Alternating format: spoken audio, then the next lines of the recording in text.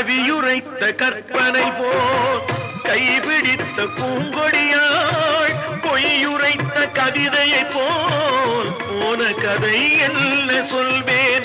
கவியுரைத்த கற்பனை போல் கைபிடித்த பூங்கொடியாள் பொய்யுரைத்த கவிதையை போல் போன கதை என்ன சொல்வேன்.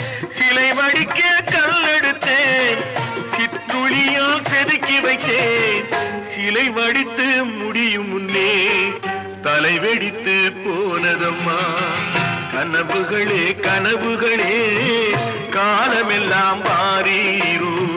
நினைவுகளே நினைவுகளே நின்று போக மாட்டீரோ.